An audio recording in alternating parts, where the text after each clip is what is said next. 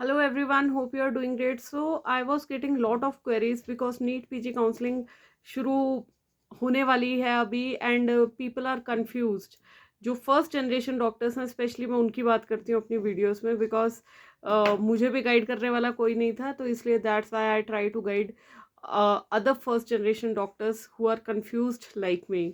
तो देखिए, क्वेश्चन जो सबसे ज़्यादा आ रहा है ना इस टाइम वो ये आ रहा है कि क्या ब्रांच से हमें कॉम्प्रोमाइज़ करना चाहिए.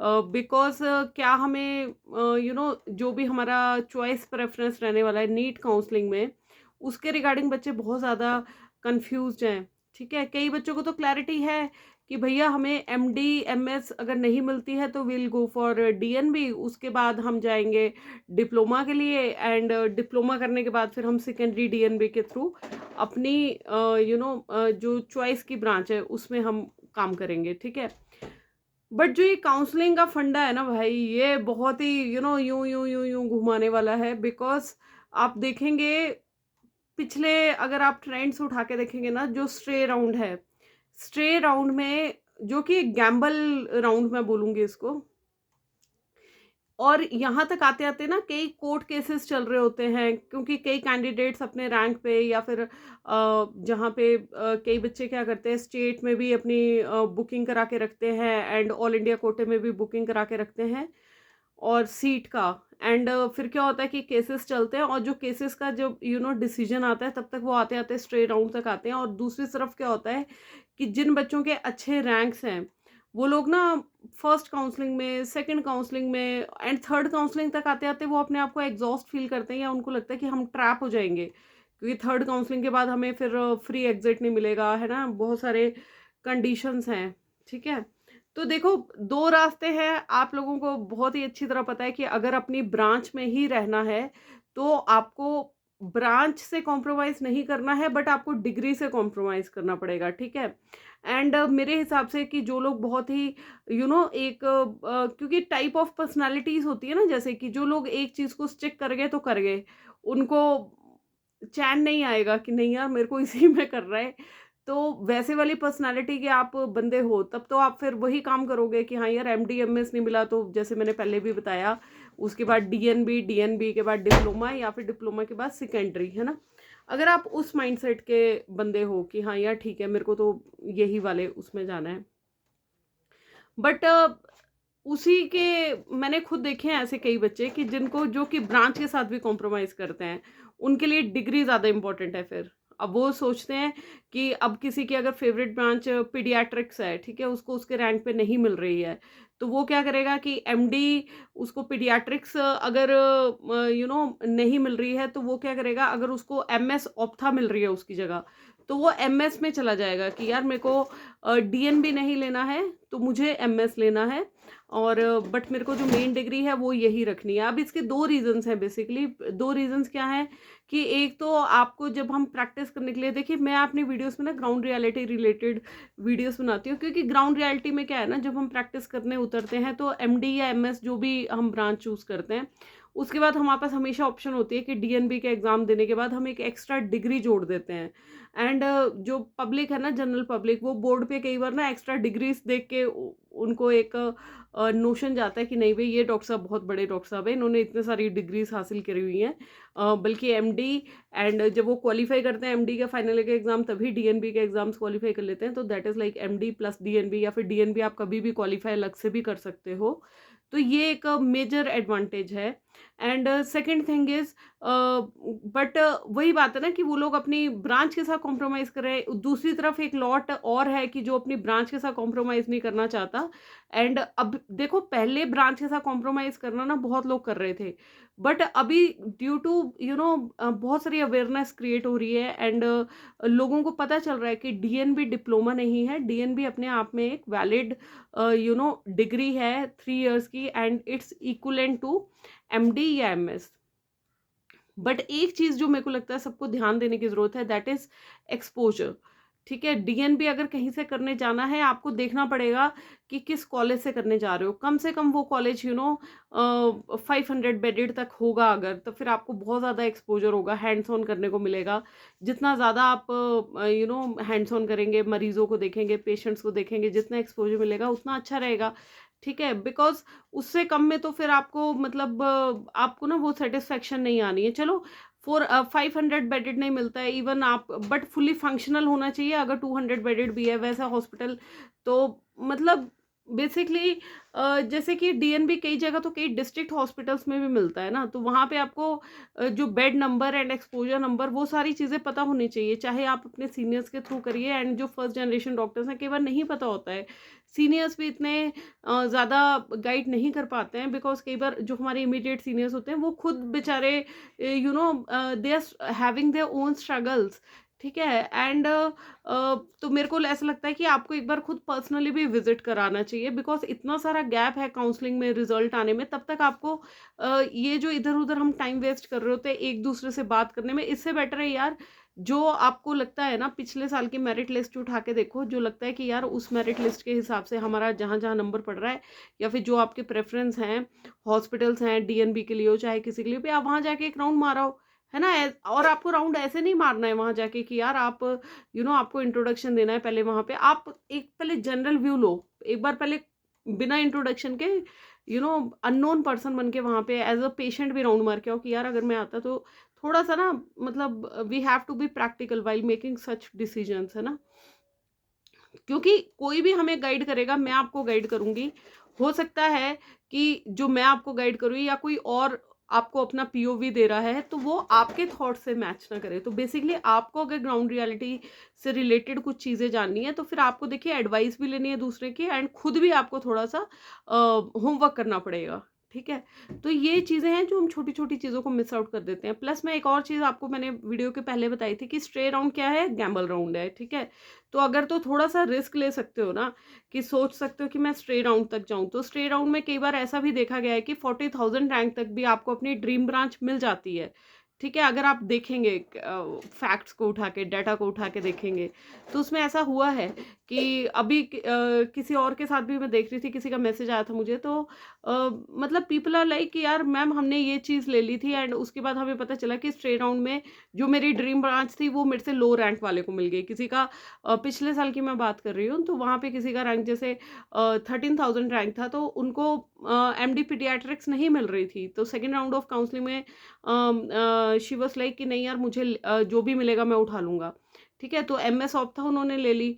एंड उसके बाद क्या हुआ कि स्ट्रेट राउंड तक आते आते उनको MD paediatrics due to some court cases going on, तो जब वो डिसीजन आया ना तो वो कुछ सीटें खाली रह जाती हैं, तो वो भी आपको मिल जाती हैं चीज़ें। तो ये आपको खुद भी कैलकुलेटिव डिसीजंस लेने कि यार मेरे को स्ट्रेट राउंड तक वो गैम्बल खेलना है या नहीं खेलना है। जो बच्चे रिस्क उठाना जानते हैं, या जिन कई बच्चे ऐसा भी सोच सकते हैं कि यार कॉम्प्रोमाइज़ तो करना ही है ना, अगर हम अभी कॉम्प्रोमाइज़ करें तो why not play a gamble, कई लोग ऐसा भी सोचते हैं। एंड इस टाइम ना पॉजिटिव शिफ्ट भी होने वाला है ड्यू टू, क्योंकि जो हमारी सीटें हैं वो इंक्रीज़ हो गई हैं। न्यूज़पेपर में तो आ रहा है कि 5,000 पीजी सीट्स इंक्रीज़ हुई हैं, बट जो ग्राउंड रियलिटी पे अभी फर्स्ट एंड सेकंड राउंड पे जो सीटें अवेलेबल होंगी वो अराउंड आई थिंक 3,000 के करीब होंगी। बट यू नेवर नो, क्योंकि जिन कॉलेजेस को नहीं मिल पाएंगी ना, वो एंड तक अपना जोर लगा देंगे कि स्ट्रे राउंड तक हमें एनएमसी की गाइडलाइंस के अकॉर्डिंग हमारा सब कुछ हो जाए और हम इसी साल की काउंसलिंग में अपनी सीटें निकाल दें। तो वो आपको कुछ नहीं पता है कि कौन सी सीटें वहाँ से दो दो सीटें एमडी मेडिसिन की आ जाएंगी, कौन सी आ जाएंगी। हाँ, एक रिस्क तो है, क्योंकि लोग सोचेंगे कि यार एमडी की डिग्री तो लेनी है बट किसी नए कॉलेज से हमें लेनी पड़ेगी जो भी, और एंड आपको नहीं पता है कि कौन सा कॉलेज स्ट्रेट राउंड तक वहाँ पे एड अप हो जाएगा, है ना। तो ये बेसिकली क्या है ना कि it's all about your mind set. ठीक है, और एक और चीज़ बताना चाहूँगी आपको, कई बच्चे मेरे से पूछते हैं कि मैम कौन सी बेस्ट ब्रांच है। तो बेटा ब्रांच कोई भी बेस्ट नहीं होती, बेस्ट आप हो, आपके अंदर का हिडन पोटेंशियल है। आप अगर अपना 100% दोगे ना तो आप किसी भी ब्रांच को बेस्ट बना दोगे, चाहे वो आपकी नॉन क्लिनिकल ब्रांच है या फिर क्लिनिकल ब्रांच है। There is no such branch as best और वर्स्ट। ठीक है, it all depends on you, because जब आप फर्स्ट ईयर से लेके फाइनल ईयर तक अपने सब्जेक्ट्स पढ़ते हो एमबीबीएस के, आपको पता है आपका जो नॉन क्लिनिकल ब्रांचेस है उसके भी ऑथर्स हैं, they are famous in their categories. ठीक है, अभी भी हम गाइटन ही पढ़ते हैं सब लोग। ठीक है, जो आपको बोला जाता है कि यार गाइटन इसके लिए पढ़ो, तो रेफरेंस बुक आपकी गाइटन होती है, चाहे आप दूसरी चीज़ें पढ़ रहे हो उसमें जो कि हमें एग्जाम पॉइंट ऑफ व्यू से, चाहे हम सेम्बुलिंगम पढ़ रहे हैं या फिर कोई भी चीज़ें पढ़ रहे हैं, बुक्स पढ़ रहे हैं। ठीक है, तो बट उन लोगों ने उस फील्ड में अपना नाम कमा लिया ना, तो ब्रांच कोई भी बेस्ट नहीं है, इट्स यू, हिडन पोटेंशियल जो आपके अंदर है। तो भैया जो भी आपको मिले, and sometimes we never know कि भैया, समटाइम्स इट्स लाइक कि we don't choose branch, branch chooses us, है ना। हमें पता ही नहीं है, जब तक हम उस फील्ड में घुसे नहीं है भैया, तो हमें कैसे पता चलेगा। एंड हमें अपने डिसीजंस नहीं होते पता, वी आर जस्ट लॉस्ट। ठीक है, तो काम डाउन, थोड़ा सांस ले लो यार, मतलब जिस चीज को भी करो उसमें अपना बेस्ट दो। एंड फिर वही बात है, कामयाबी के पीछे भागोगे ना तो आप फ्रस्ट्रेट हो जाओगे। जब आप एक कूल डाउन से अपना बेस्ट देने की कोशिश करोगे तो खुद कामयाबी मिलेगी। ठीक है, and this is chosen fact. एक थ्री इडियट्स में भी कुछ ऐसा ही डायलॉग था, तो उस टाइम हम देखते थे यार, नहीं यार ऐसा नहीं है वैसा नहीं है, बट ठीक है यार, आप अपना बेस्ट देने की कोशिश तो करो। आई विल गिव यू, बाकियों की बात क्या करनी, मैं अपनी बात करती हूँ। ठीक है, तो मैं अगर यूट्यूब पे हूँ, मुझे लगता है कि यार मेरी अगर एक्सपीरियंसेस मैं किसी से शेयर करूँ तो लोगों को वो चीज़ अगर किसी एक के भी काम आएगी, तो I will find that mental peace. मेरा और कोई था ही नहीं मकसद कि मैं यूट्यूब चैनल खोलूं, बट मुझे ऐसा लगा। एंड अगर मैं यार 10,000 सब्सक्राइबर तक पहुंच सकती हूँ एक सिंपल आप लोगों को अपने लाइफ एक्सपीरियंसेस शेयर करके, जो मैं अपने मन से करती हूँ, ठीक है, तो आप लोग तो यार डेफिनेटली कुछ भी अचीव कर सकते हो लाइफ में। I am just giving you my example, if I can you can. ठीक है, कई बार हमें अपने हिडन पोटेंशियल्स का पता नहीं होता है। सो अब से ना वरी वरी करना ये छोड़ दो। ठीक है, आई एग्री कि थोड़ा बहुत टेंशन रहती है, वो रहनी भी चाहिए, बिकॉज हम एक इंटेलेक्चुअल पीपल हैं जो भी मेडिकल फील्ड में आते हैं। That's why we are over thinkers, we keep procrastinating things कि यार ऐसा हो गया, वैसा हो गया, वैसा हो गया। मैं भी बड़ी कैलकुलेटिव होती थी, लेकिन जो चीज़ें होनी होती है ना, at the end of the day it's all here, आपके माइंड सेट में है। ये सारी जितनी भी चीज़ें हैं ना, ये सारी यहीं पे हैं। जिस भी फील्ड में जाओ वहाँ पे अपना बेस्ट दो, एंड बाकी फील्ड्स को भूल जाओ। एक और छोटा सा इंसिडेंस कोट करूँगी। जब मेरी सेकेंड डिलीवरी हुई थी, तो मेरा नेचर जो है ना, बड़ा हेल्पिंग नेचर है। ठीक है, तो कोई ना मेरे ही रिलेटिव्स, तो they were there to visit me, and उन्होंने किसी ना बच्चे की वो प्रॉब्लम डिस्कस कर रहे थे। तो मेरी मैम, गाइनी वाले मैम आए थे राउंड पे, तो वो जो पीडियाट्रिक्स की प्रॉब्लम डिस्कस कर रहे, तो आई वाज लाइक, क्योंकि मैम गाइनी की बहुत अच्छी थी, तो आई वाज लाइक, मैम ये बच्चा ऐसे वैसे वैसे, ये रिलेटिव्स की कोई दिक्कत है, ये किसी बच्चे के बारे में कोई डिस्कस कर रहे हैं दिक्कत। तो गाइनी मैम ने बड़े कामली बोला मुझे, कहते टॉक टू पीडियाट्रिशियन, है ना, वो आपको बताएंगे। तो शी वॉज नॉट लाइक, उनको पता है कि मैं, मेरी फील्ड गायनी है, तो मेरे को गायनी में ही करना है, चाहे उनको नॉलेज है कि बच्चों के, बिकॉज पीडियाट्रिशियन के साथ उठना बैठना है, बट वहीं पे उनको माइंडसेट में क्लियर है। उनसे मैंने एक चीज़ बड़ी अच्छी याद करी थी, जो मैंने अपने, याद क्या करी, मतलब अमल लाई अपनी लाइफ में, कि यार जिस चीज़ में भी घुसे हो ना, बस वही आपकी स्पेशलिटी है, अपनी स्पेशलिटी में बेस्ट करो। ठीक है, बाकी इधर उधर का नॉलेज चाहे आपको होगा, बट कोई ज़रूरत नहीं है सबको बताने की कि भैया मुझे आता है, मुझे पता है कि कोल्ड में एजी ही देनी है, एमोक्सिक्लेव ही देनी है, कि यार हमने पढ़ी हुई है, ये नहीं ज़रूरत भाई। अगर जिस फील्ड में मैं हूँ, अगर मैं डेंटल सर्जन हूँ, तो मेरे को इसी फील्ड में वो है, हाँ। बट बाकी जो अभी मैं ज्ञान दे रही हूँ आपको, दिस इज ग्राउंड रियलिटी की जो मैंने चीज़ें सीखी हैं, because my husband is MBBS physician, and my brother he is MS ophthalmologist, और जो सॉरी DNB करी है उसने थ्रू आर्मी, एंड मेरे जो रिलेटिव्स हैं उसमें MD मेडिसिन भी है, PGI से भी है, and many of my seniors, जब कईयों की जो बैचमेट्स होते हैं उनकी शादियां हो जाती है, MS ऑर्थो, एंड सो ऐसे कॉन्टैक्ट्स बनते हैं।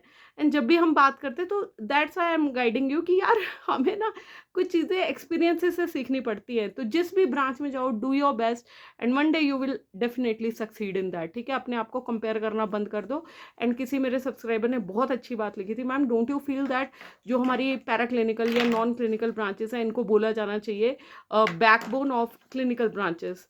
तो अगर मेरे बोलने से कुछ फर्क पड़ता है, तो यस, कि हाँ बेसिक साइंसेज हैं, कि जब तक आपका बेसिक फाउंडेशन स्ट्रांग नहीं होगा, हाउ कैन योर जो एडवांस्ड XYZ स्ट्रांग हो सकता है, जब तक आपको ABC नहीं आती है। तो एक तरह से यहाँ पे कोई वो बैटल नहीं लगी है, कोई कंपटीशन ऐसा नहीं लगा है, ये बेटर है वो बेटर है। Every field has its own advantages and disadvantages. किसी फील्ड में वर्क लाइफ बैलेंस अच्छा है, किसी फील्ड में फाइनेंस अच्छा है, किसी फील्ड में स्ट्रेस है, किसी फील्ड में आप रिसर्च में कर रहे हो। तो लेट समटाइम्स बी काम और let the branch choose you and you should give your best to that, कि एक बार जो चूज कर लिया अब इसी में बेस्ट करके दिखाना है। आई होप कुछ मोटिवेशन मिली हो आप सब लोगों को, एंड बाकी all the very best to all of you. And कुछ अच्छा लगे लाइक सब्सक्राइब एंड शेयर कर देना, ताकि I also feel motivated to make more such ground reality videos. बाकी भगवान सबका भला करे। हर हर महादेव, जय Shri Ram, good luck everyone.